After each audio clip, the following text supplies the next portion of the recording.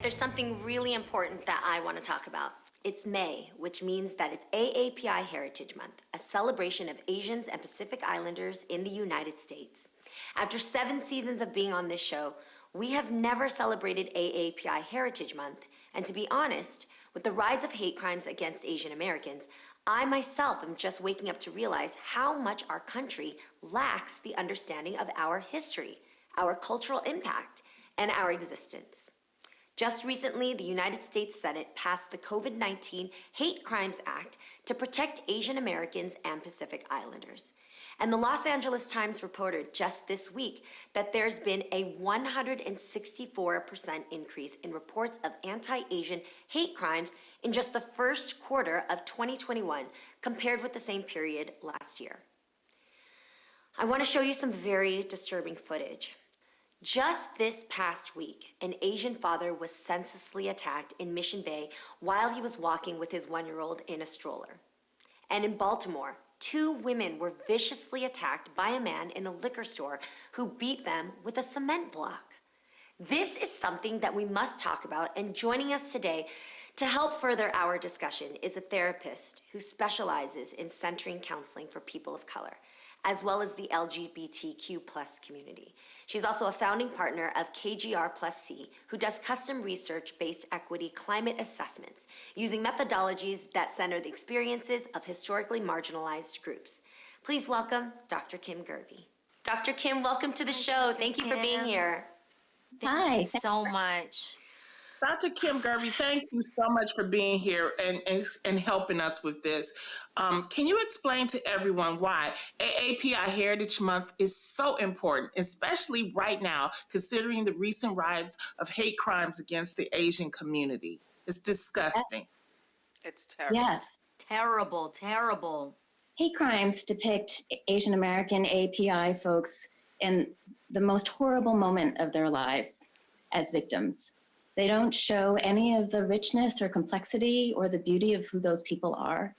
And AAPI Heritage Month gives us the opportunity to celebrate the diversity and the richness of our community.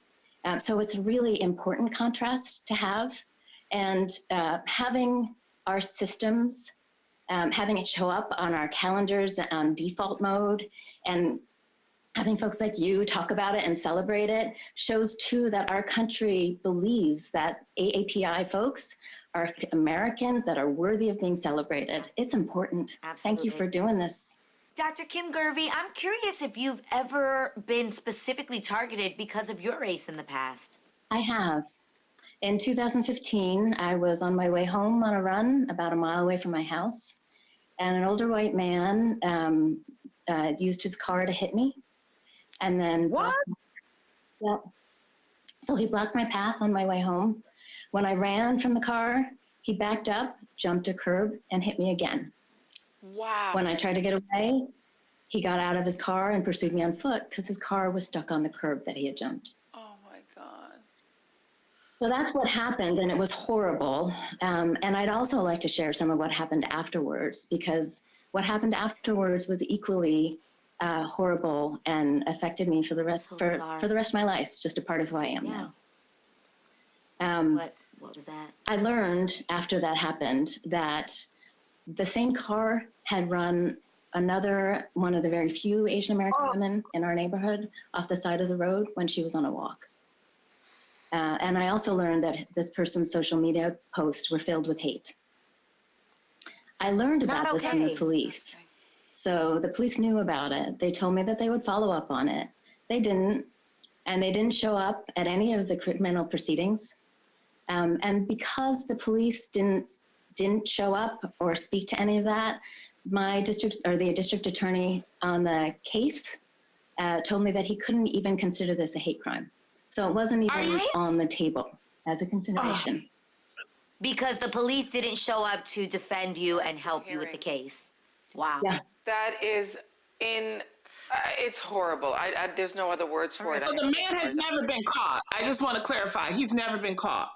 The man was caught, and so there's more to this. Hate crime. It's not a hate crime. It wasn't considered to be a hate crime. Wow. Dr. Kim-Gervey, when you did decide to speak out about what happened to you, what was the reaction from people? My partner and I reached out to media. So we reached out to TV stations and newspapers, and we didn't get a response. People weren't interested in the story. There's a couple of other pieces I'd like to share with you about what Yes, happened with the please. criminal proceedings, if that's Sure. okay. Yes, please share. Please do.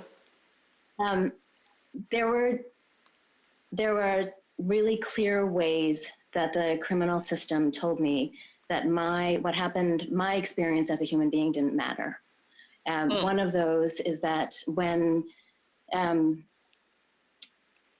I asked police how to keep me safe, because my attacker, who lived a quarter mile away from me, was allowed to be home while he was awaiting sentencing, I was told to stay off the streets, really, so I wasn't identified. How do you go to work? How do you live your life? Yeah. And so, but then when my attacker asked if sentencing could be delayed so that he and his wife could go on a cruise that had been planned already, the judge said yes. And the judge told me and my partner that he didn't want my attacker's wife to suffer. Telling me, right, that the humanity of my attacker and his wife loomed large in the judge's mind, and that I wasn't even being considered in that decision. So not okay. So not okay. Oh, also when my attacker was charged by the police, he was charged on an assault 2, which is an intentional assault. But when it was indicted in the court, it was indicted as an assault 3, which is reckless. This, to this day, is still very upsetting to me, because there's no way this was just reckless and not intentional. Right. And in having it indicted that way, it minimized what happened to me. It told me that I was making too much of what had happened.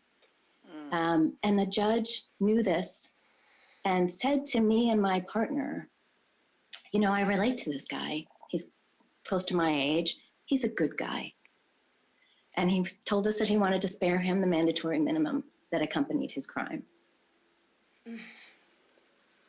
Wow. So what was he ultimately charged with, and what time did he serve? He was charged with an assault 3, reckless, and he served, I think, a total of a little under 6 months, whereas an assault 2 is a 6-year sentence. He could have killed you. Wow. Yeah, and I'm pretty sure that was the intent. yeah, But Yeah. that's the reason why you need hate crimes and hate crime charges, because it Yeah. would have been charged differently. That's why Correct. we push for So those types of important. things. Sorry to hear That's that. right. Dr. Kim-Gervey, thank you so much for sharing your story with us.